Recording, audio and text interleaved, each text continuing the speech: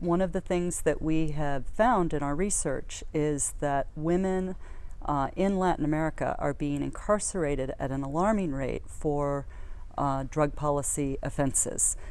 This started when we were just looking at overall statistics looking at the impact of drug laws on incarceration in Latin America, which shows the relationship between those laws and the prison crisis that the region is confronting. It became very clear that one of the first or second crimes that are committed in the female prison population are drug crimes. So, and this was a growing population. It became very, very worrying to us that in some countries up to 80% of the prison population for women are incarcerated for drug crimes. So we realized that while they were a numerical minority in the global prison population, they were very, very underrepresented in their needs, and why they were being incarcerated was for drug crimes. And then we started looking at what are those offenses, and we found that the vast majority are there for low-level offenses. They're there because they were selling drugs, small amounts of drugs, or working as what we call human couriers, transporting drugs from one place to another within a country or over international borders. And then we asked ourselves, well, who are these women? And we found that, in fact, the vast majority are single moms. These are women who are facing situations of extreme poverty, very little opportunity for meaningful employment. They are struggling for ways to put food on their table and fulfill their child care responsibilities. And sadly, getting engaged in these kinds of drug trafficking activities is a good way to combine the need to earn some income and to also fulfill your child care responsibilities. So we discovered this real human drama behind these very punitive drug laws and the disproportionate impact on women and their families across the Americas. I met with one woman in Costa Rica who was a formerly incarcerated woman who said to me, I've been out of jail now, I have a criminal record, I've been out of jail for several months, nobody will even talk to me about employment, but the traffickers who work in my neighborhood, the drug gangs, they come up to me every day and say, if you need help, we're here for you. So you have to figure out ways that women don't fall back into these trafficking networks out of sheer necessity and can really move ahead with their lives. Certainly the issue of women and drugs and drug policies is one that is of grave, it's a grave situation, not just in the Americas, but further afield. In Central Asia and in Europe, we have an issue where most of the countries, for about 25% of European and East and Central Asian countries, the female prison population is the first crime that they're incarcerated for is drugs.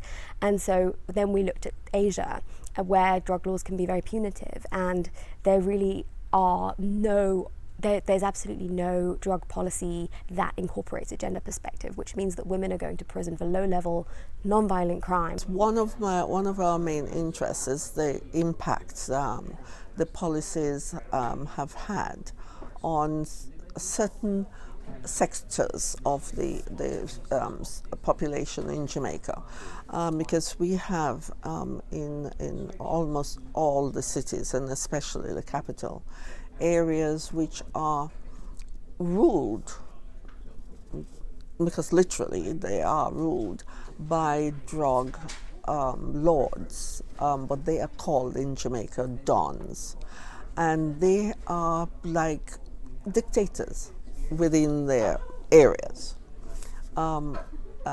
They also act like feudal lords and take possession of young girls and women, which completely erodes any rights these young women have to a proper life, to a life free from sexual violation, because they violated some of them pre-puberty or during puberty or just after, and they end up with a number of children that they are ill-equipped to nurture or want, because they are unwanted. They have no voice in the matter. Their parents have no voice in the matter whether a don takes over a girl child. In tandem with those violations, there's the physical harm, which they have because they are punished for any small infraction, what the Don considers an infraction, and also they're brought into the trade as active participants, as mules. Almost every stage of the way it affects their health, because most of them have to ingest these substances packed in condoms and things like that, to travel to the markets countries, and some of them die as a result because these things burst in their system, and the majority of them are caught in the criminal justice systems of these countries, and they end up being in prisons in foreign countries. Their family life is fractured and destroyed. Their children are abandoned.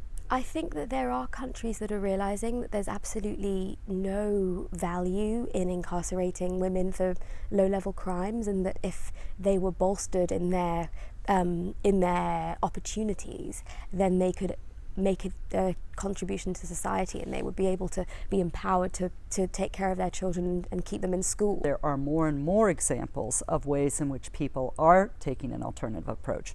One is a project in the state of New York in the United States called Justice Home, where women who are convicted of felonies and agree to go into this program can actually serve their time at home, engaged in employment or other opportunities like that, employment or education, and thereby be with their children and earning income while at the same time serving a non-custodial sentence. We think that alternatives to incarceration are really important for particularly these situations.